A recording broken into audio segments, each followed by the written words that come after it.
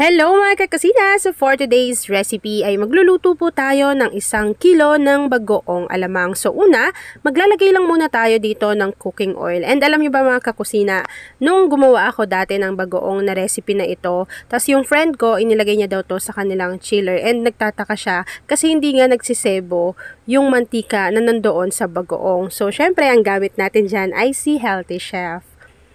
Tapos, meron po tayo ditong bawang. So, kapag pinapainit na natin yung mantika sa ating kawali, mag-ready lang tayo ng bawang. Ang gamit ko po dito ay 3 buo ng bawang.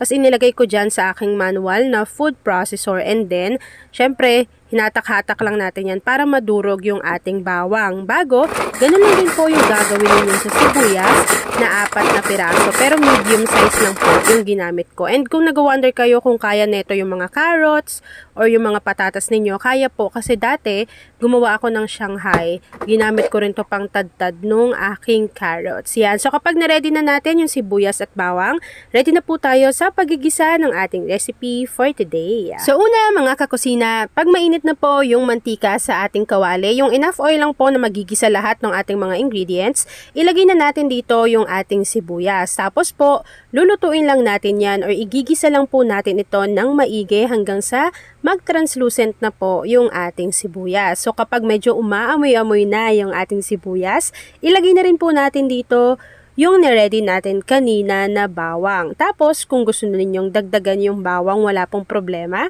So, ilagay nyo lang yan dyan lahat. Tapos po, gigisahin lang po natin ito ng maigi. Kasi po, isa sa sekreto kung bakit mas tumatagal yung ating bagoong alamang ay dapat po, ginigisa po natin ng maigi yung mga ingredients at the same time ay niluluto po natin ito ng mas matagal. Yan. Tapos kapag nagisa na po natin ng maigi yung ating sibuyas at bawang, ilalagay ko na po dito yung 1 kilo ng bagoong alamang. So ito po ay nahugasan na natin para matanggal lang din yung mga shell na nandyan sa ating bagoong alamang. Tapos po, hahaluin lang natin yung ating 1 kilo ng bagoong alamang. Tapos, kapag nahalo na po natin yan, tatakpan lang po muna natin ito hanggang sa mag-reduce yung water or yung parang katas ng mismong bagoong alamang. So, siguro around 10 to 15 minutes ko po iyon na pinakulo-kulo lang muna sa medium heat. Dapat po katamtaman lang yung apoy.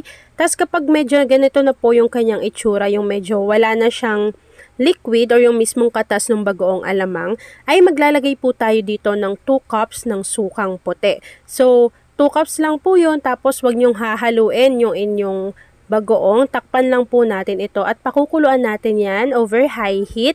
Dapat pa malakas yung apoy, tas makikita ninyo na maa-absorb po ng mismong bagoong alamang yung suka. So, medyo pakuluan natin to para matanggal po yung lansa and magagamit po natin yung suka para mas tumagal po yung buhay ng ating bagoong alamang. So, pakukuluan ko lang yan mga kakusina and then after po nun, ipapakita ko sa inyo kung ano pa yung ibang procedure. Kapag na-absorb na nga po mismo ng ating bagoong alamang yung suka na inilagay natin, pwede na po natin tong haluin and then maglalagay lang po tayo dito ng 2 cups ng dark brown sugar.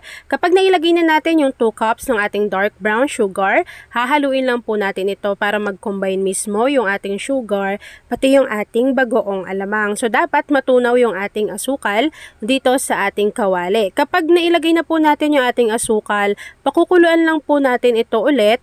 Bago, unti-unti ay maglalagay na rin tayo dito ng 1 cup ng banana ketchup. So, yun, isa rin yung banana ketchup kung bakit mas magiging malasa po yung ating bagoong alamang recipe. So, kapag nailagay na rin natin yung ketchup, haluin po natin ito at hinaan nyo na lang po yung apoy sa inyong kalan. Maglagay lang din ng konting pamintang durog tapos lulutuin pa natin to ulit hanggang sa kumulo-kulo pa ulit yung ating bagoong alamang. Pero, hinaan nyo na lang po yung apoy para po maiwasan na tumalsik-talsik sa inyo yung bagoong at maiwasan din na masunog siya doon sa bottom ng ating pan. And then maya-maya mga kakusina, ipapakita ko na sa inyo kung ano yung naging itsura ng ating bagoong alamang. At ayan na mga kakusina, tapos na naman po ang ating easy na bagoong recipe. Kung nagustuhan mo yung ating video, please like and share this video. At kung hindi ka pa nakakapag-subscribe sa aking YouTube channel na Kusina ni Angel, please click subscribe button.